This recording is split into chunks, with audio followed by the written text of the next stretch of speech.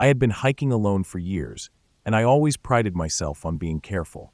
I planned my trips down to the smallest detail, double-checking my gear, bringing more food and water than I needed, keeping my map and compass in my pack, even though I used GPS.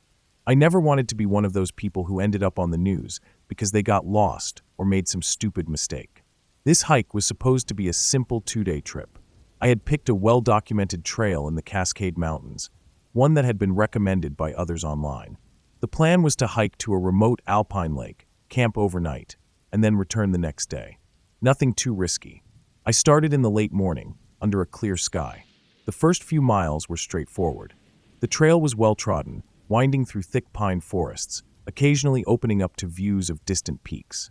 I kept a steady pace, stopping only to take a few pictures and sip water. It wasn't until I reached a fork in the trail that I made my first mistake. The trail sign was old and weathered, with one arrow pointing toward the lake and another pointing toward a fire lookout. The map on my phone confirmed that the lake was to the left, but something about the right-hand trail caught my attention. It looked slightly overgrown, but not abandoned. I figured I could check it out for a short distance before turning back. Maybe it would lead to a nice overlook. So, I took the right-hand path, marking the turn on my GPS just in case. At first, the trail seemed fine, narrower than the main path, but still clear enough to follow. The trees grew denser, and the air became cooler. I hiked for about 30 minutes before realizing that the trail was curving in a direction that didn't match what I had expected. When I checked my phone, I saw that my GPS signal had become spotty. The trail I was on wasn't on any of my maps. That was my second mistake. I hadn't turned back sooner. I considered retracing my steps, but I had a bad habit of assuming I could push forward and find a way back to a known trail. I figured if I kept going, the path would loop around or reconnect with another route. The further I went, the worse the trail became. The ground grew uneven, covered in loose rocks and exposed roots. The trees were thicker here, the branches closing in above me, blocking out the sun. The silence was different, heavier. I didn't hear the usual sounds of birds or rustling leaves, just my own footsteps. After another half hour, I knew I had made a mistake. My GPS was useless now, and I couldn't tell which direction I had come from. The trail itself was barely visible, more like a series of flattened patches of dirt between trees. I stopped, trying to stay calm, and pulled out my compass. I knew that the main trail had been west of where I had turned off, so I decided to head in that direction. But walking in a straight line through dense forest is harder than it sounds. The terrain forced me to go around fallen trees, thick bushes, and steep inclines, all of which threw off my sense of direction. The hours passed. The sun had shifted, casting long shadows through the trees. I hadn't found the main trail. My water supply was still good, but I could feel the exhaustion setting in. The smart thing to do was stop and set up camp before it got dark. I had enough food, a sleeping bag, and a small tent. If I rested, I could try again in the morning with fresh energy. I found a small clearing between the trees and set up my tent. I forced myself to eat even though I wasn't hungry. I knew that exhaustion and stress could dull my appetite, but I needed the energy. As the light faded, the silence of the forest became oppressive. Every small sound stood out, the crack of a branch, the rustling of leaves.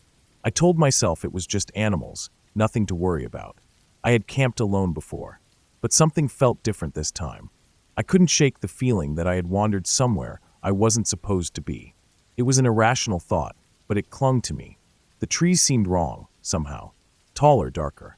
The air felt heavier. I tried to sleep, but every sound outside my tent made me tense up. At some point in the night, I heard something. A soft, deliberate movement. Not the random rustling of wind or animals, but something moving slowly, carefully. It was close. I held my breath, straining to hear. The sound stopped. I waited, but nothing happened. After what felt like hours, I must have drifted off because I woke to the pale light of dawn. I felt stiff, my body sore from tension and exhaustion. I needed to move. I packed up my gear quickly, my nerves still raw. My goal was simple: head west until I found the main trail. I walked for hours. My legs ached, my throat dry. I should have reached the main trail by now, but nothing looked familiar. Then I saw something that stopped me cold. A structure. At first, I thought it was an old fire lookout or a ranger station, but as I got closer, I realized it was something else. It was a small wooden cabin, half hidden by the trees. It looked abandoned, rotting logs, a collapsed porch, a door hanging slightly open. There were no signs of a trail leading to it, no indication that anyone had been here in a long time. I hesitated. I didn't want to waste time, but I also knew that an old structure might have supplies, or at least a better vantage point to figure out where I was. I stepped inside. The air was stale, the wood creaking beneath my feet. The cabin was empty except for a broken chair and a rusted stove. Dust covered everything. Then I saw the footprints. Not mine. Faint, but unmistakable. Someone had been here. Recently. A wave of unease washed over me. I turned to leave, then I heard it. A noise outside. Footsteps. Slow. Deliberate. I didn't think. I just ran. I crashed through the trees, branches cutting my face, my backpack snagging on thorns. I didn't look back. I don't know how long I ran before I saw the main trail. When I finally stumbled onto it, my legs gave out. I forced myself up and walked until I reached my car. I didn't stop until I was inside, doors locked. I don't know who or what was in that forest with me. I don't want to know, but I never hiked alone again. I had only been living in this new area for a few months. Fresh out of college, still figuring things out, and without any real friends in town, my weekends stretched long and empty. I needed something to do, something that would get me outside, clear my head, and make me feel like I wasn't wasting my time sitting in my apartment staring at the walls. Hiking had always been something I enjoyed. Nothing extreme, but I liked getting out into nature, sweating a little, seeing places most people didn't. There was no shortage of trails around me, some well-known and crowded, others tucked away and forgotten. That day, I wanted to be alone. I had read about an old herding trail that cut through the mountains, barely marked and rarely used. It wasn't an official hiking path, just a route that ranchers used long ago to move livestock. I had been in the general area before, but not on this specific trail. It was supposed to follow a stream for a while, weaving through spruce trees and patches of tall grass. It sounded like the perfect mix of adventure and familiarity, something new, but not too risky. I packed light. A small backpack with a few essentials: water bottles, granola bars, a basic first aid kit, and a multi-tool. I wore sturdy hiking boots, long pants to keep the ticks off, and a breathable shirt. The August heat was already pressing down by the time I pulled off onto a narrow dirt road leading to the trailhead. There was no designated parking area, just a patch of flattened grass where it looked like other cars had pulled off before. But today, mine was the only one. I killed the engine, stepped out, and stretched. The silence out here was deep. No hum of traffic, no distant chatter of other hikers. Just the rustling of dry grass, the occasional chirp of a bird, and the faint sound of running water somewhere nearby. I slung my backpack over my shoulders and started walking. The first stretch of trail was easy. A narrow dirt path, well-worn but overgrown in places. Tall grass brushed against my legs, and I could feel the heat rising off the ground. I moved at a steady pace, enjoying the solitude. The stream appeared alongside the trail not long after, its clear water glinting in the sunlight. It was beautiful, the kind of place you only see in postcards. Tall spruce trees lining the banks, their roots twisting through the dirt, water pooling in deep, glassy pockets before tumbling over rocks into shallow stretches. I could see small fish darting in the shallows. I hiked for at least an hour, sweat rolling down my back, my shirt clinging to my skin. The heat was relentless. My pants, meant to protect me from ticks, felt suffocating. I could feel the dampness inside my boots. Then I reached a bend in the river, a wide curve where the water deepened and slowed. Smooth stones lined the bank, and on the far side, a fallen tree stretched partially into the water, its bark stripped away. I stood there for a moment, looking around. This far out, I felt completely isolated. No sounds of people, no distant cars, no signs of civilization. It was just me, the river, and the trees. The water looked too good to ignore. I hesitated for a moment, then made up my mind. I wasn't worried about anyone stumbling upon me out here. No one even knew about this trail. I set my pack down, unlaced my boots, peeled off my sweaty clothes, and stepped into the water. It was freezing, a shock to my system in the best way. My muscles tensed, and for a second I could barely breathe. But after a few moments, my body adjusted, and the cold became a relief. I moved deeper, the water rising past my knees, my thighs, my waist. I dunked myself completely, letting the chill wash away the heat of the hike. Floating there, Eyes closed, I felt weightless. It was one of those rare, perfect moments where everything feels still. After a while, I decided to explore a little. The river curved out of sight just ahead, and I wanted to see what was beyond the bend. I moved slowly, wading through chest-deep water, my steps careful and silent.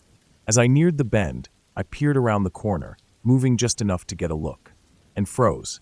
Less than 50 feet away, standing in the shallows, was a massive bull moose. He was enormous, his dark brown fur slick with water, massive antlers stretching wide above his head.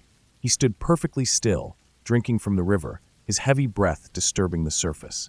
For a moment, my brain didn't know how to react. I had seen moose before, but never this close, never while standing vulnerable in the water with nothing between us. I knew one thing: moose were unpredictable. They weren't like deer. A bull moose, especially in late summer leading into rutting season, could be aggressive. People got trampled by moose all the time. And I was standing there, naked in a river, with absolutely nowhere to hide. I barely breathed. He hadn't noticed me yet. The water had masked my movement, and the wind was in my favor. But if he looked up, if he saw me, it could go bad fast. I had to get out of there. Slowly, carefully, I started backing up. I moved through the water without making a sound, my body tense, every muscle focused on staying silent. My breathing was too fast. My heart pounded, and for some reason, every time I exhaled, I muttered under my breath, "I don't want to die." Over and over, like some kind of nervous tic. The moose kept drinking. He didn't look up. I kept backing away. Step by step, inch by inch. Finally, I made it far enough to turn. I moved as fast as I could without splashing, heading straight for the bank where my clothes were. I didn't look back. The second my feet hit solid ground, I grabbed my clothes in a rush. I didn't even bother putting them on at first. I just ran. Barefoot, naked, crashing through the trees and brush, branches scraping my arms and legs. I ran until my lungs burned, until my body screamed at me to stop. Finally, I slowed enough to yank on my underwear and boots, at least making myself semi-presentable. My hands were shaking so badly I could barely tie the laces. I kept moving, fast, but not running, glancing over my shoulder every few seconds. The feeling of being watched clung to me, even though I knew the moose had probably gone back to drinking, completely unconcerned with me. I didn't stop until I saw my car. I climbed inside, slammed the door, and sat there gripping the steering wheel, trying to calm down. My whole body was still shaking, my skin scratched up from my panicked run through the woods. It was the closest I had ever been to an animal that big, that powerful, that completely unaware of how easily it could have destroyed me. I sat there for a long time before finally starting the car and heading home. I never told anyone about that hike, and I never went back to that trail. I was sick before I even started. The flight to Nepal had been a rough one. The dry, recycled air on the plane, the coughing passengers, the long layovers. I'd felt it coming on halfway through the trip. A scratch in my throat at first, then the tightness in my chest. By the time we landed in Kathmandu, I was already swallowing hard, trying to clear the growing lump in my throat. Kathmandu was a chaotic mess. The pollution was thick and sour, burning my already raw throat. I had been warned, but nothing prepared me for the acrid, gray haze hanging over the city. Cars and motorcycles weaved through traffic with no sense of order, horns blaring constantly. It was overwhelming. I barely got any sleep that first night. Still, I was determined to start my trek. The drive from Kathmandu to Eerie was supposed to take 8 hours. It was me, my porter, my guide, and our driver packed into an old vehicle, bouncing over potholes, with the heavy smell of gasoline seeping into the car. We had barely cleared the city when we felt the impact. A dull bang shuddered through the car. We pulled over, and I stepped out to see a kid in a suit sitting on a motorcycle, his girlfriend behind him, both staring at the dented bumper of our car. The guide handled it. A lot of yelling, a lot of hand gestures. Then money exchanged hands, and that was that. I thought we'd get back on the road, but the guide had other plans. "We need to fix the car," he said flatly. I didn't argue. I was too tired, my head pounding, throat on fire. We ended up in a tiny village in the middle of nowhere, where a mechanic, if you could call him that, took a sledgehammer to the bumper. Every wham of metal on metal sent vibrations through my skull. I leaned against the car, watching as flies buzzed around me, sticking to the sweat on my arms. When we finally got moving again, We got lost. I was past the point of caring. The hours stretched, the roads got worse. At lunch, I forced down Dalbot even though my throat burned like I'd swallowed sandpaper. I asked for the restroom and was pointed to the back. I climbed down a ladder into an open space beneath the restaurant, and the smell hit me like a fist. A pigsty. An actual pigsty, with pigs rooting around in the dirt a few feet away. I peed in a pigsty. I was too sick to even be disgusted. Back on the road, the car rattled over deep potholes, dirt spraying up in thick clouds. A couple of hours later, we pulled over again. Flat tire. As they changed it, I stood on the side of the road, staring at the distant mountains. The Himalayas. My goal. My reason for being here. They looked impossibly far away. Back on the road. Then we crested a hill, and suddenly kids, dozens of them, ran onto the road, dragging a makeshift barricade in front of us. The car skidded to a stop. The kids, teenagers and preteens, started shouting. A bus stopped behind us. Then more cars. More shouting. I sat stiffly in my seat as the driver argued, then handed over money. They didn't let us go. More yelling. More money. Finally, a kid handed the driver a scrap of paper, and they let us pass. Later, I found out it was a receipt, so we wouldn't get extorted again further down the road. We arrived in Eerie long after dark. I collapsed onto a cot in the tea house, too exhausted to eat. I told my guide I was feeling horrible and needed rest. When I woke up, he was gone. I found my porter, who barely spoke English, and he somehow managed to explain. The guide had gone to the hospital. Guilt washed over me. I thought I had gotten him sick. Then he returned. He handed me a sheet of paper. I stared at the words. Perfect cursive. Beautiful handwriting. And the diagnosis was clear. Acute appendicitis. He looked at me, eyes determined. I have medicine. I can still go. I stared at the mass of vacuum-packed pills he pulled out. You are going to die, I muttered. He wasn't listening. I had to get the tea house owner involved. It took nearly an hour of arguing before he finally agreed to leave. He had no insurance. He had to call friends for money. Eventually, an ambulance came to take him back to Kathmandu for surgery. That left me alone with the porter. Next morning, I was ready to start hiking.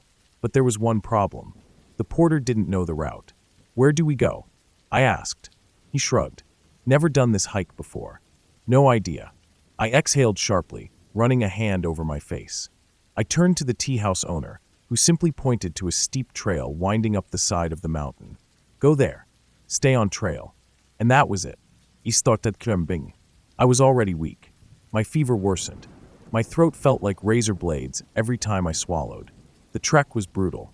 Endless uphill slogs, narrow trails carved into the mountainside, footpaths barely wider than my boots.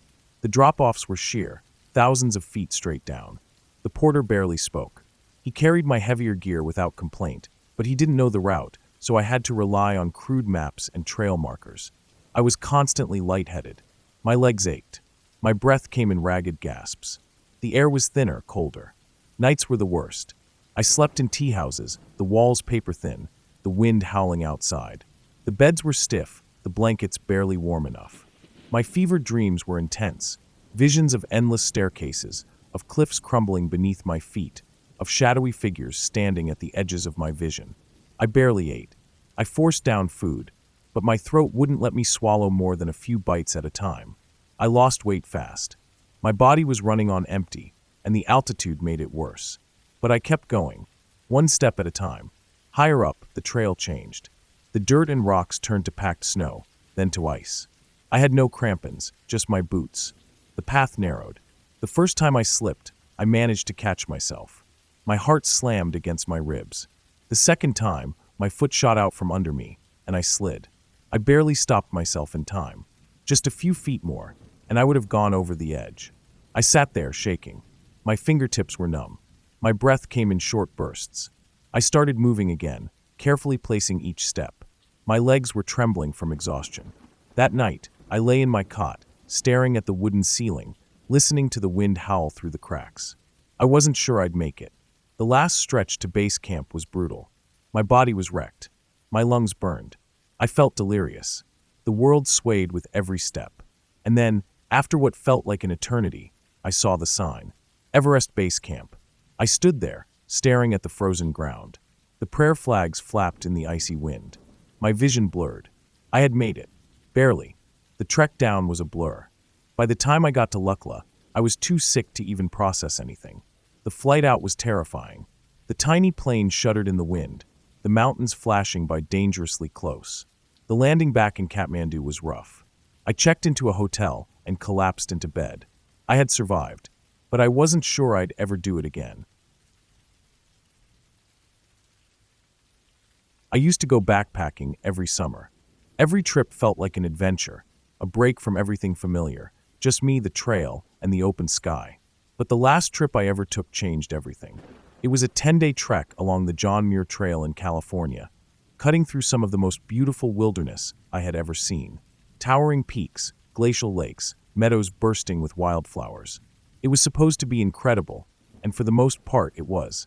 But on the very first day, before the journey had really even begun, something happened that left a mark on me for years. I was 16, young enough to feel invincible, but old enough to know real fear when it came. And that fear came fast. The first morning on the trail, I felt invincible. My pack was heavy, my boots were tight, but my adrenaline was high. The air was crisp, clean in a way you only find deep in the wilderness. My lungs filled with it as I took those first steps, feeling the weight of 10 days ahead of me, but not caring. We started high. The first stretch of our hike led straight up toward the highest point of our trip.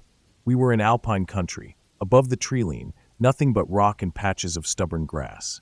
The world stretched wide in every direction, open and endless. The sky was so blue it almost hurt to look at. The climb was tough.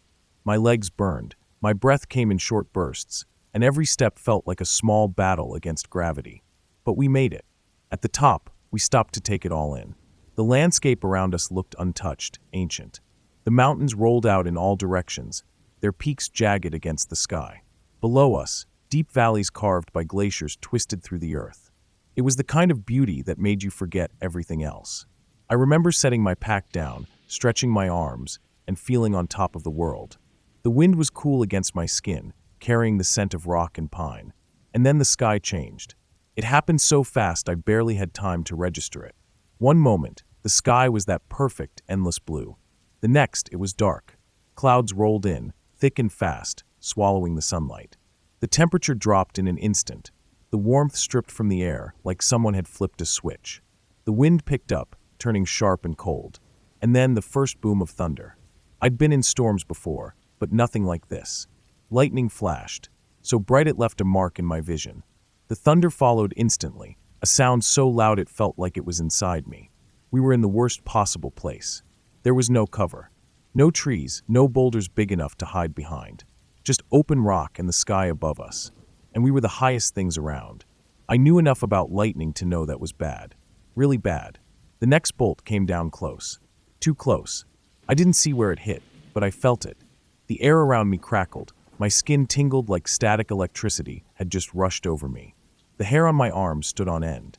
I knew what that meant. My stomach dropped. Panic hit fast. My hands fumbled as I tore my pack off and threw it away from me. Metal frames, trekking poles, everything went flying. I dropped to the ground, heart hammering, and crawled toward the nearest thing that might give even the smallest bit of cover. A scrubby patch of bushes clinging to the rock. I got as low as I could, crouching with my feet flat on the ground, arms wrapped around my knees. I tried to make myself as small as possible. And then the world exploded. A bolt hit somewhere right next to us. There was no delay between the light and the sound, just an instant crack, a blinding white that swallowed everything, and a shockwave that slammed into me so hard my ears rang. I screamed, but I couldn't hear it. Everything felt wrong. My head buzzed, my vision swam. I tasted something metallic. For a second, I thought I was dead. The air smelled burnt, like singed hair and ozone. I forced myself to breathe, to think. I was still alive, but I had never been so close to something so powerful, so beyond my control. And it wasn't over. The storm raged above us. I lost track of time. Every time another bolt came down, I tensed so hard my muscles cramped. My fingers dug into my arms. I tried to make myself smaller, like I could disappear into the rock. The thunder was so loud it felt like it would shake my bones apart. The wind howled, tearing at my clothes. I couldn't think about anything except the fact that I might not make it out of this. I was 16, and I thought I was going to die. Then, Just as fast as it had started, it was over. The thunder moved farther away. The flashes of light came less often. The rain, which I hadn't even noticed starting, slowed to a drizzle. I stayed curled up in the bushes for a long time, afraid to move. My hands were shaking. My legs felt weak. When I finally stood, I felt unsteady, like the ground itself wasn't solid anymore. I walked back to my pack on shaky legs, my ears still ringing. My hands fumbled as I checked my gear. Everything was soaked, but it was all still there. I looked around at the others. We all had the same wide-eyed, pale-faced look. No one spoke. There was nothing to say. We kept moving. What else could we do? The storm had passed, and the only way was forward. But something had changed. For the rest of the trip, every time a shadow passed over the sun, my stomach clenched. Every time I heard thunder, my breath caught. Even the flash of a camera made my heart race. It had been 1 hour, one storm, but it had left something behind. It's been 14 years, and I still think about that storm. I still feel that fear deep in my bones whenever I hear thunder roll across the sky. I still flinch at the sudden brightness of a flash of light. I don't go backpacking anymore. Not like I used to. Not for 10 days at a time. Not into the deep wilderness where the sky stretches wide and there's nowhere to hide. I tell myself it's not because of that storm, but I know the truth. Hiking the Appalachian Trail was supposed to be an adventure. A 6-day trek, 50 miles in total, hard but doable. I was 16, eager, and ready for whatever came my way. At least, that's what I thought. I had trained for it, packed everything carefully, made sure my gear was just right. My pack was heavy, about 40 pounds, more than I had ever carried before, but I told myself I could handle it. The first day was tough, but I kept going. My legs burned from the climbs, my shoulders ached from the weight of my pack. But there was something about being out in the middle of nowhere that made it all worth it. The second day changed everything. We were about 3 miles into a 12-mile stretch that morning. The trail was narrow, cutting through thick brush, overgrown with ferns and tall grass. The air was warm, heavy with the scent of damp earth and rotting leaves. I was walking with 2 other guys, the 3 of us moving single file through the tight corridor of trees and undergrowth. I was focused on my footing, making sure I didn't trip over roots or slip on the uneven ground. My mind drifted, lost in the rhythm of hiking. Then, out of nowhere, sharp, searing pain shot through my legs. It felt like needles, hot and deep, stabbing into my skin all at once. I froze, confused, before looking down. My stomach dropped. Hundreds of ground hornets were crawling up my legs, swarming out of the dirt, their tiny bodies moving fast, their wings buzzing angrily. The moment I saw them, the pain doubled. More stings, one after another, relentless. Instinct took over. I ran. My pack slammed against my back with every step. My breath came in ragged gasps, and my legs burned, not just from the running, but from the sheer number of stings. I could feel them still clinging to my socks, to my skin. I ran for maybe 30 seconds before I stopped, panting, heart racing. My hands shook as I swatted at my socks, crushing the ones still latched on. My skin was already red and swelling, angry welts rising where they had stung me. That's when the real fear hit me. I was allergic to something. I didn't know exactly what, stings, hornets, wasps, but I had an EpiPen just in case. The problem was, I was completely alone now. The 2 guys I had been with had taken off in different directions. I had no idea where they were. I was standing on the trail, my legs already beginning to swell, my breath coming too fast. My pack felt impossibly heavy. My whole body was trembling, both from the adrenaline and the panic setting in. I forced myself to breathe. Slow, deep. My throat felt tight, but I couldn't tell if it was from an allergic reaction or if I was just working myself into a panic attack. I needed to keep moving. I had no choice.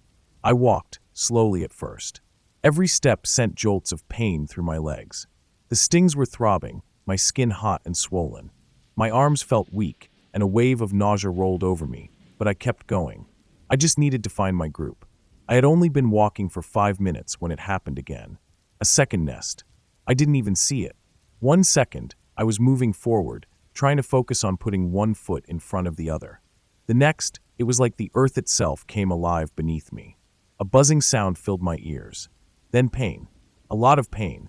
It felt like fire this time, spreading up my legs, digging into my skin in 100 tiny places all at once. My breath caught in my throat as I looked down and saw them again. Another swarm, just as bad as before. I lost it. I ran, my body moving before my mind could even process what was happening. I didn't care where I was going. I didn't care about the trail. I didn't care about anything except getting away. But the pain didn't stop. They were still on me, still stinging, still digging their venom into my skin. My vision blurred as tears filled my eyes, and I could barely breathe through the panic and the pain. I didn't know how far I ran that time. I just ran until my legs gave out. I collapsed on the trail, gasping for air, my entire body shaking. My skin was on fire, my legs swollen and red. I was drenched in sweat, my clothes sticking to me, my whole body trembling so hard I thought I might pass out. And then I started throwing up. I don't remember much after that, at least not clearly. I know I sat there for a long time, curled up on the side of the trail, my stomach twisted in knots. My throat hurt, my head was pounding, and my whole body ached. At some point, I must have pulled out my EpiPen, but I don't think I ever used it. I was too scared to waste it unless I knew I needed it, and at that moment, I couldn't even think straight. All I could do was sit there and cry. I had never cried like that before. I wasn't even sure why I was crying. Was it the pain? The fear?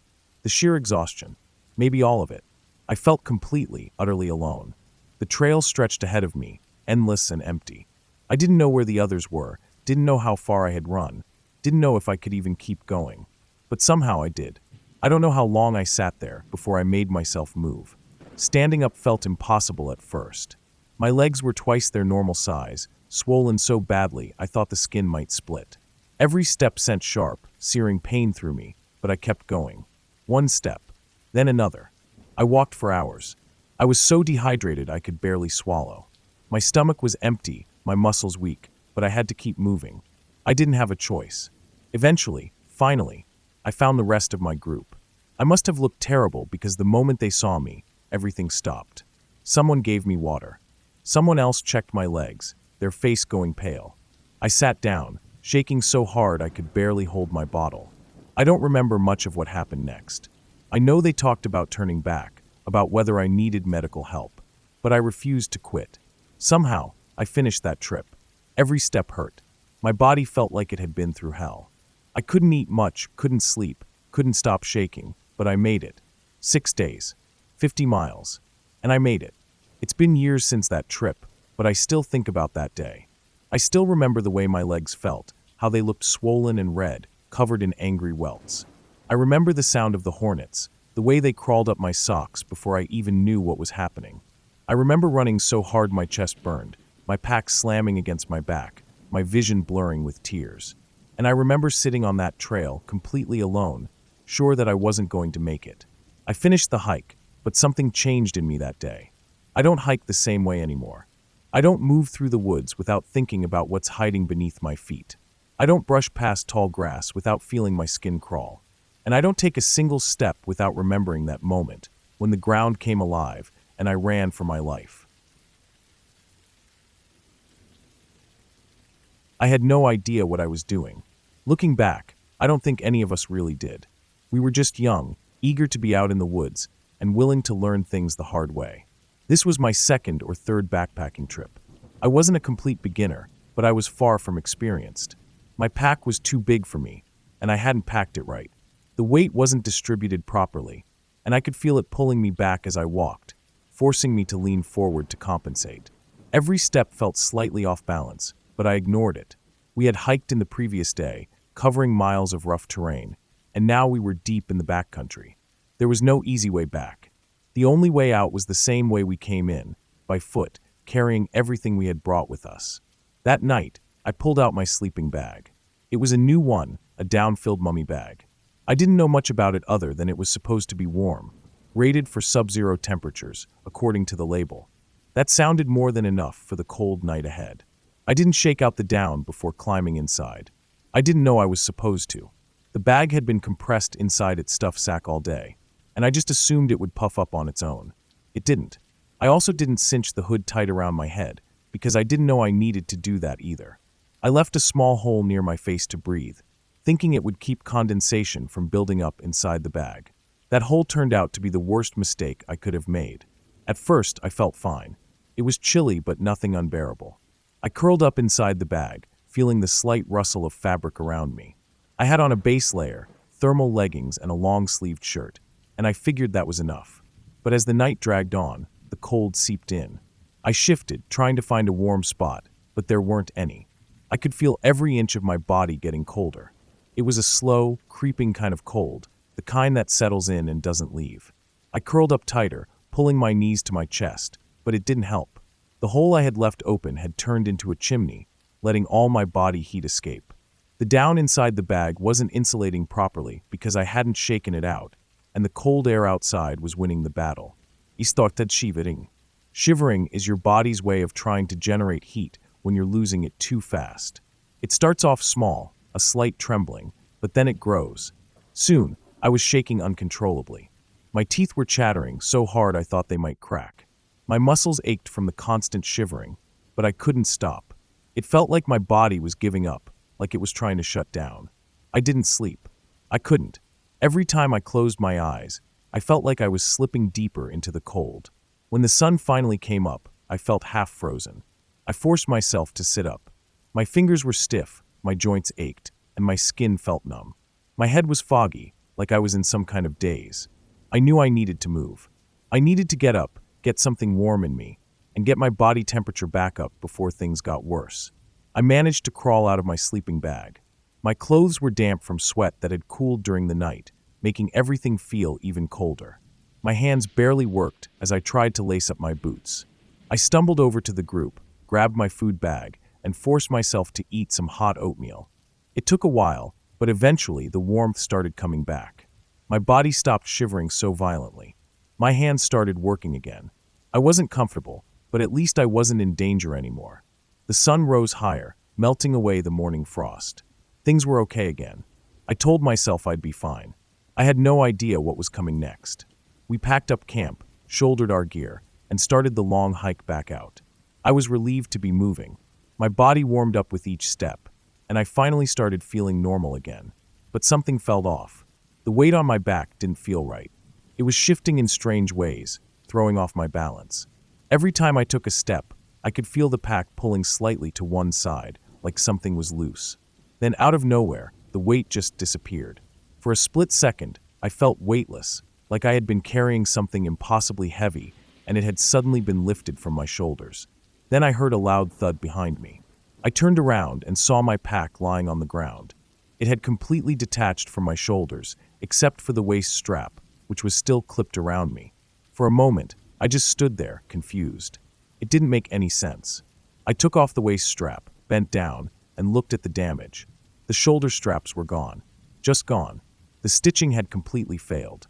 The webbing that connected the straps to the main body of the pack had frayed and torn, slowly coming apart during the hike, until it had finally given out completely. I had no way to carry it. The pack was heavy, way too heavy to carry by hand. The only option was to figure out some way to rig it back together. I spent the next half hour trying to fix my pack. I tied the straps together as best as I could, wrapping them around the main body of the pack and using extra paracord to reinforce it. It wasn't comfortable, but it was the best I could do. Walking with it was miserable. The weight was lopsided, and the makeshift fix kept slipping. I had to stop every few minutes to adjust it. The miles stretched on.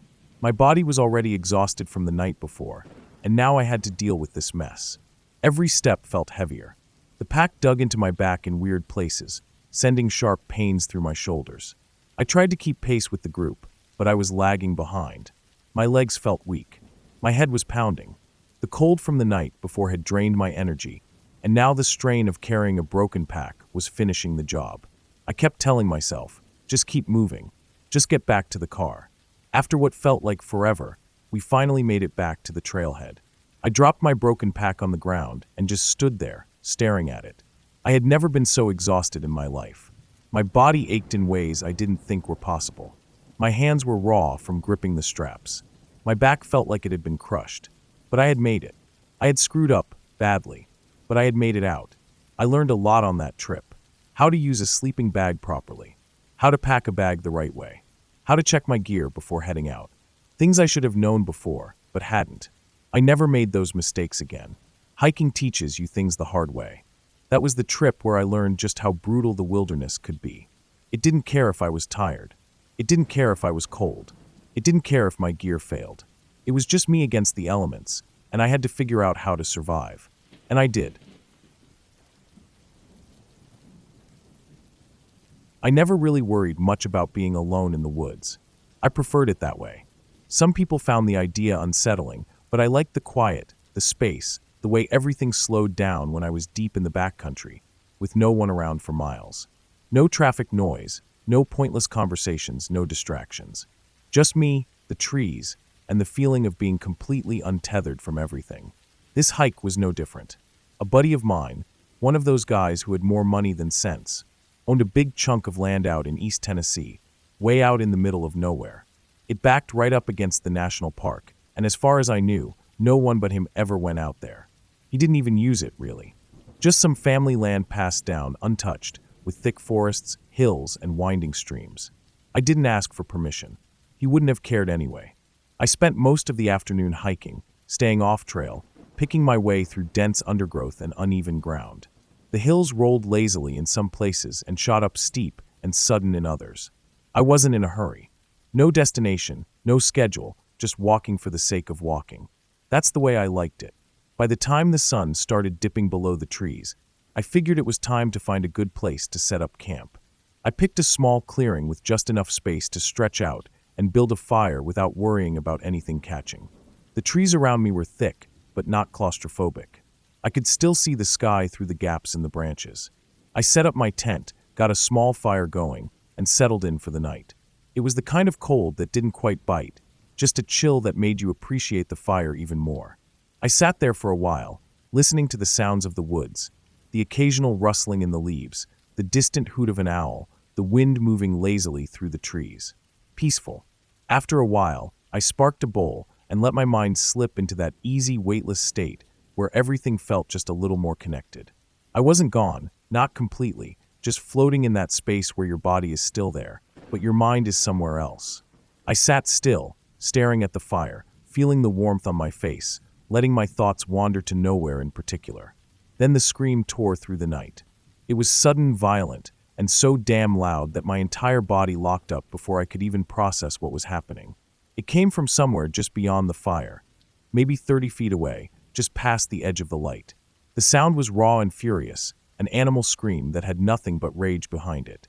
My breath caught in my throat, my mind slamming back into my body, so fast it made me dizzy. I didn't move, didn't even blink. Every instinct I had was screaming at me to stay still. Then it came again. This time I felt it in my bones, a deep, guttural shriek that sounded like it was directed right at me. Not a casual noise, not an accidental rustling in the woods. This thing wanted me to know it was there. I didn't panic. Not outwardly, at least. Inside, my brain was flipping through every possible explanation at lightning speed. Bobcat? Maybe. But it didn't quite sound right. Coyote? No, they howled. Mountain lion? Too high-pitched. Human? God, I hope not. I moved slowly, carefully. Reached down and pulled my 9mm from my pack, setting it on the ground beside me, within easy reach. My other hand grabbed a stick, feeding it into the fire. Then another. Then another. I never kept my campfires big, always just enough to cook or keep warm, but I wasn't taking any chances. I fed the flames until they were crackling and bright, throwing long shadows into the trees. Then I sat there, gun in my lap, eyes fixed on the darkness beyond the fire. My heartbeat was hammering in my ears, every muscle in my body tight. I listened. Every creak, every shift in the woods sent another shot of adrenaline through my veins. Then, after a few long minutes, I heard it again, this time from my left, farther away. And then again, even further. The tension in my body didn't immediately fade, but a part of my brain finally caught up to what was happening. The sound was moving away. I stayed up for a long time after that, just staring into the fire, gun still in my lap. My mind played the sound over and over, trying to make sense of it. Something familiar about it. Something I'd heard before, but never that close. Never that angry. It wasn't until much later that it finally clicked. A screech owl. I had never been that close to one before, never heard it like that. It had felt like it was right on top of me, screaming in my face. And yeah, I was stoned, which sure as hell didn't help. But the way that sound had hit me, pure gut-wrenching fear, a kind of primal terror I hadn't felt in a long time. I wasn't shaking that off anytime soon. I laughed, mostly out of relief, but I still kept the fire going a little longer than usual, just in case. Eventually, I let it die down, crawled into my tent, and forced myself to sleep. The second worst thing. The next time I went back out there, it was daylight. Different trip, same general area. I wasn't thinking about the screech owl anymore. I'd chalked it up to a funny story, something to laugh about later. I was walking through a thick stretch of woods off trail again, picking my way through the undergrowth. It was the kind of place where you didn't expect to see anyone. Remote, isolated, private land bordering a national park. There was no reason for anyone else to be out there. And then I saw him, another hiker. I froze. For a split second, my brain went completely blank. I wasn't afraid, not in the way I had been with the owl, but there was something deeply unsettling about it. Like I had stumbled onto something I wasn't supposed to see. He hadn't seen me yet, but he was close, too close. I turned and walked the other way. I don't know why it rattled me so much. Maybe because I had convinced myself that I was completely alone out there. Maybe because I wasn't expecting it, and there was something about the unexpected in a place like that just felt wrong. Or maybe because for a brief moment, I imagined what it would have been like if I hadn't seen him first. If I had just kept walking, completely unaware, until I was right on top of him. Maybe he was thinking the same thing. I never did see where he went. Didn't hear him again. Just kept walking until I was far, far away. After that, I started paying more attention. Not just to the woods, not just to the animals, but to the spaces where people weren't supposed to be. Because sometimes, the scariest thing in the woods isn't the wildlife. It's another person. Hiking at night wasn't the plan. We had gotten a late start, thanks to a mix of bad timing and worse planning. We were supposed to be on the trail by mid-afternoon, but things kept pushing us back. Packing delays, traffic, one guy forgetting his boots, and having to double back to get them. By the time we finally pulled up to the trailhead, the sun was already dipping below the ridgeline, and by the time we got everything together and actually started walking, it was full dark. The idea of hiking in the dark didn't bother us.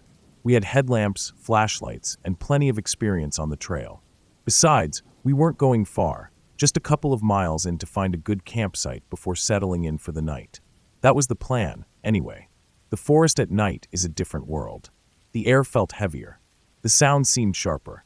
Every little rustle in the brush carried a weight that didn't exist in daylight. I liked it, though. There was something about walking through the woods with nothing but a dim circle of light in front of you, like the world only existed as far as you could see. The trail itself was narrow but easy to follow, packed dirt winding through thick Tennessee underbrush. The trees were tall, their branches stretching out overhead, blocking out what little moonlight there was. Every now and then, my light would catch something reflective, an animal's eyes, most likely, but they always disappeared as soon as I turned my head. The underbrush was thick, though. Every step, it seemed like something was brushing against my legs. Small twigs, leaves, brambles, nothing out of the ordinary but constant. Little tugs at my pants, soft scrapes against my shins. At first, I ignored it. Then, after a while, it started getting annoying. We kept walking. The underbrush was getting worse. Every step now, something was knocking against me. It felt like the entire forest was pressing in on my legs, catching on my boots, dragging against my socks. I stopped for a second to shake it off, running a hand down my pants to brush away whatever was clinging to me. That's when I felt it. Movement. At first, I thought I was imagining it. Just a trick of my nerves, the feeling of something shifting because I had touched it. But then I felt it again, something small, multiple somethings, crawling up my leg. I froze. A slow, creeping dread settled into my stomach. I didn't want to look. I didn't want to see. But my body was already reacting, my hand going for the flashlight clipped to my pack. The beam flicked on, and my skin went cold. My legs were covered in ticks. Not one, not a few, not even a dozen. Dozens. They were crawling up my pants, moving slow and steady, clinging to the fabric, inching their way upward. My socks were already coated in them. Little black specks latched on tight, their tiny legs twitching as they dug in. I felt my stomach turn over. My breath hitched. My brain locked up, trying to process what I was seeing. Then I heard the others flicking on their lights. And I heard them react. We were all covered. Everything happened at once. My hand shot down to my pants, swiping at the ticks, trying to brush them off, but they clung tight. I swiped harder. My breath was coming fast now, my heart pounding so hard I could hear it. I slapped at my legs, stomped my feet, anything to get them off me. The others were doing the same. Flashlights swung wildly, shadows bouncing off the trees, beams of light slicing through the dark. The sounds of fabric slapping, boots stomping, hands clawing at clothes. I could feel them, not just on my legs, on my socks, on my waist, my stomach. Had they gotten under my shirt? I wanted to scream. The logical part of my brain was still there, somewhere in the background, telling me that they weren't dangerous, that ticks weren't something to panic over. But panic doesn't listen to logic. The feeling of them crawling, clinging, burrowing, it was too much. We had to get them off. Now, we scrambled to a clearer patch of trail, somewhere without thick underbrush, and went into full panic mode. Boots came off, socks peeled away, shirts untucked and shaken out. We were slapping, scraping, checking every inch of exposed skin. My flashlight wobbled in my hands as I checked my arms, my neck, my waistline.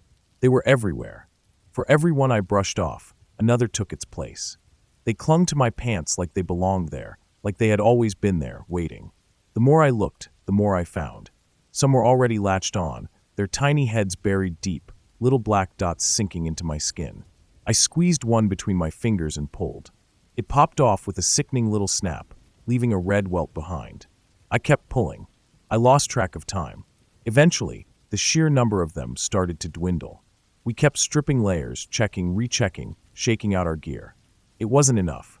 Even when I couldn't see them anymore, I felt them.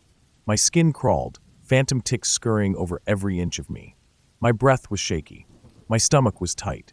My legs itched, even where I knew there was nothing left. We had to get out of there. No one said it, but we all felt the same thing. The dark felt different now, the trees closer, the air heavier. It was too quiet. I knew the forest was full of sound, but right then, all I could hear was the blood rushing in my ears. We didn't make camp. We didn't stop. We walked. Fast. Faster than before, pushing ahead, putting distance between us and whatever nightmare we had just walked through. I could still feel them. My legs itched. My skin tingled. I kept checking my arms, my waist, even though I knew I had already checked a dozen times. I didn't stop checking. Eventually, we found a place far enough away. A good clearing, open, no underbrush. We set up camp there, but none of us slept easy. Even after I crawled into my sleeping bag, zipped myself in tight, I kept checking. I didn't stop itching. Even days later, after we made it back to civilization, after I showered, after I burned my clothes and checked every inch of my skin 100 times, I still felt them. Even now, I feel them. Crawling, clinging, waiting. The air was thinner than I was used to, but I wasn't thinking about that yet. I had been in Colorado for less than a week, and this was my first real hike since arriving. Back home in the South, winter wasn't much more than a chilly inconvenience, a few cold snaps here and there, maybe a rare ice storm shutting everything down. Snow was a novelty, something you'd get excited about because it meant a day off from school or work. Here, it was part of the landscape. It buried trails, weighed down the trees, and covered the mountains like a thick white blanket. I wasn't prepared. I knew that now, but at the time, I thought I'd be fine. I'd always considered myself tough, strong, independent, and able to push through discomfort. I'd spent years outside, riding horses in the cold, working through freezing rain and bitter wind. I'd gotten wet, I'd gotten cold, I'd gotten tired. I could handle it. That was my mindset when I pulled up to the trailhead that morning. I was dressed for what I thought was winter hiking. Snow pants over jeans, a jacket over a long-sleeve shirt, liner gloves, and a beanie. The one thing I had done right was wearing my smart wool socks, the ones I used for riding in cold weather. But I had ruined that bit of good judgment by lacing up my old tennis shoes, the same pair I'd worn for years. The soles were worn so thin I could feel rocks through them. There were actual holes in the sides. They were barely good for running errands, let alone hiking in the snow. Still, I stepped out of my truck, slung my small pack over my shoulder, and started up the trail. The first thing I noticed was the quiet. Back home, the woods were always filled with noise, birds, insects, the rustling of leaves in the breeze. Here, the snow muffled everything. My footsteps were nearly silent, just a soft crunch as my shoes pressed into the packed trail. The sky was bright blue, the kind of winter blue that makes you forget how cold it is. I could see my breath in the air, but the sun was warm enough that I didn't feel chilled. The climb started slow, a steady incline through a thick stand of pines. My breath came faster than I expected, my chest feeling tight in a way that was unfamiliar. I hadn't realized how much the altitude would affect me. I was used to thick, heavy air, full of humidity. Here, it was thin and dry, and I felt like I couldn't quite get a full breath. But I ignored it and kept going. About a mile in, I started noticing the wind. It was a light breeze at first, nothing serious, just enough to shake some loose snow from the trees. But then it picked up, getting stronger, pushing against me as I climbed higher. I pulled my jacket tighter around me, tucking my hands into my pockets. The trail curved along the side of the mountain, opening up into a wider area with fewer trees. That's when I saw the clouds. They were rolling in fast, dark and heavy, swallowing the blue sky behind me. I should have turned around right then. I should have known that this wasn't the kind of storm I could just push through. But I kept going. I don't know exactly when the wind went from annoying to dangerous, but at some point it changed. 1 minute, I was leaning into it, pushing forward against the resistance, and the next, I was fighting just to stay upright. It wasn't just strong, it was violent. I could hear it tearing through the trees behind me, a deep, howling roar that drowned out everything else. Snow whipped into my face, stinging my skin like tiny needles. Then, I heard the trees breaking. It wasn't just one, it was several, snapping somewhere up the ridge like brittle twigs. The sound was sharp, cracking over the wind, then followed by a deep, splintering groan. I couldn't tell where they were falling, and that scared me more than anything. I dropped to my knees, scrambling toward the side of the mountain, trying to find any kind of cover. The wind was so strong now that I couldn't stand against it. It pushed at me, shoving me sideways, making my steps feel unsteady and clumsy. My hands, already aching from the cold, dug into the snow, trying to find something solid beneath it. I spotted a shallow depression in the side of the mountain, a place where the snow had built up against a rocky outcrop. It wasn't much, but it was enough to hunker down in. I crawled into it, pulling my knees to my chest, pressing my back against the rock. And then I waited. 15 minutes felt like an hour. My fingers were numb, my toes were worse. My tennis shoes were soaked through, the holes in them letting in the melting snow. I could barely feel my feet anymore, and I knew that wasn't good. My gloves, thin as they were, had turned useless. My jacket wasn't enough. I was shivering hard, my whole body locked in tight, uncontrollable spasms. I pulled a granola bar from my pack with clumsy hands, tearing it open with my teeth. I forced myself to eat, even though I didn't want to. I drank some of my Gatorade, feeling the cold liquid hit my empty stomach like a rock. I wasn't even sure it was helping, but it was something to do while I waited. Finally, the wind broke. It didn't stop completely, but it lessened enough that I could move without feeling like I'd get blown off the mountain. I didn't waste time. I scrambled up, shaking the snow off as best I could, and started down the trail as fast as I could manage. My legs felt stiff, my movements slow. Every step was a struggle. By the time I reached the bottom, I was soaked and shaking. My hands barely worked as I fumbled with my truck keys, climbing into the cab and cranking the heat up as high as it would go. It took a long time for me to feel warm again. When I got home, my dad was waiting. He took one look at me, and I could see the worry in his face. He didn't say anything, just shook his head and walked inside. I followed, stripping off my soaked shoes and gloves, peeling away the layers of cold, wet clothing.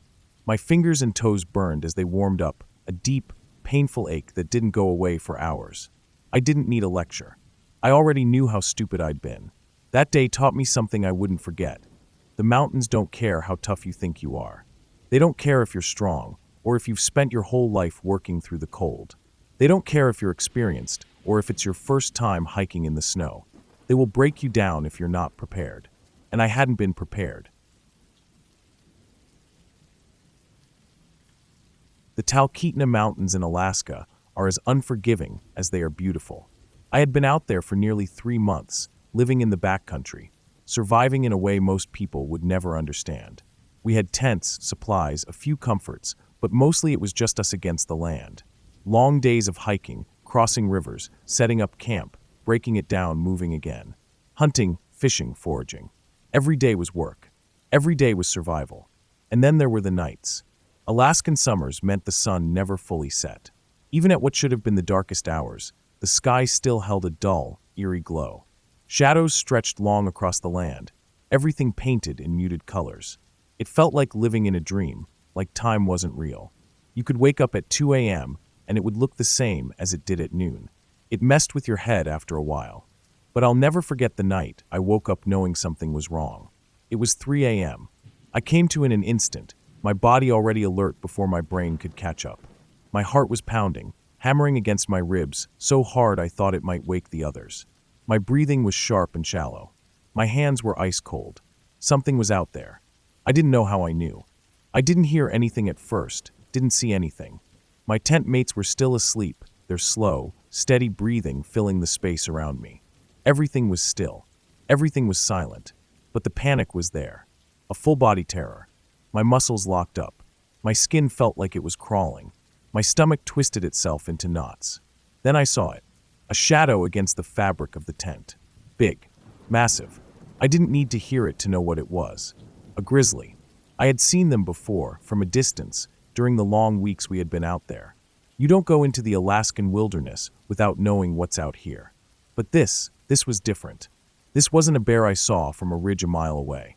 This was a grizzly sniffing my tent. I stopped breathing. I watched as the shadow moved, slow and deliberate, the massive shape shifting slightly as the bear pressed its snout against the thin wall of the tent. I could hear it now, the wet, heavy sound of its breathing, deep sniffs as it tested the air. It moved its nose along the side, its breath hot enough that I could feel it through the fabric. And then, a paw, a single, gigantic paw pressed against the tent. Gently, softly, just testing. I couldn't move. I couldn't even think. My body was nothing but instinct now, frozen in place, unable to do anything but watch as the shadow shifted again. The bear let out a strange sound. Not quite a growl, not quite a snort, a deep, rumbling huff that sent a chill down my spine. I had never felt fear like this before. I had been in dangerous situations before. Nearly got swept away by a river crossing. Took a bad fall on a steep descent. Even had a close call with a moose once. But this was pure, helpless, paralyzing terror. The bear circled the tent. Slow, deliberate. Every step, I could feel it. The ground trembled ever so slightly with each heavy footfall. The bear was close enough now that I could make out more than just its shadow. I could see the way the light caught its fur, the massive curve of its shoulders. It was right there. I couldn't breathe. My chest ached from holding still for so long, but I couldn't move. And then, it sat down, right next to the tent. I could hear its breathing, slow and deep, the occasional sniff as it tested the air. The weight of it, the sheer presence of it, was overwhelming. It wasn't doing anything, yet, but that didn't make it any less terrifying. I could feel the minutes stretching on, impossibly long. Time was meaningless. My body was screaming at me to do something, but there was nothing to do. I couldn't run. Running would get me killed. I couldn't scream. Screaming would get me killed. I couldn't fight. Fighting was laughable. All I could do was wait. I prayed it would get bored, that it would move on, that it wouldn't decide to test the tent further, to push a little harder, to see what was inside. I don't know how long I lay there. 5 minutes. 10. 15. Every second felt stretched beyond reason. My body locked in place, my heart hammering so hard I thought it might somehow attract the bear. And then, just as suddenly as it had come, it stood up. It sniffed the tent one last time, another deep, thoughtful inhale. Then it turned and started moving again, its heavy steps crunching against the soft earth. I listened, my whole body still rigid with fear, as it wandered toward the other tents. And for the briefest, most shameful second, I felt relief. I didn't want anyone to get hurt. I didn't want the bear to go after anyone else. But the thought that maybe, just maybe, I was safe now was there, flickering in the back of my mind like a terrible, selfish secret. I heard it sniffing another tent. Another deep, thoughtful breath. A soft huff. Then, silence. I stayed awake until the sun rose higher in the sky. I never heard the bear leave. But at some point, it had. When the others started waking up, when the movement around camp became normal again, I finally let myself move. My body felt stiff, my muscles aching from being locked in place for so long. And when I stepped outside, when I finally saw the ground right outside my tent, the paw prints were enormous.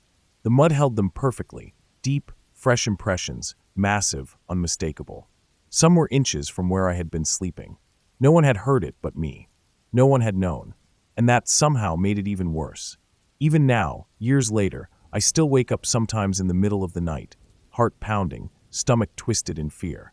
And for a split second, I swear I can hear it. The deep, steady breathing. The soft, deliberate huff. The weight of something massive just outside my tent. Waiting,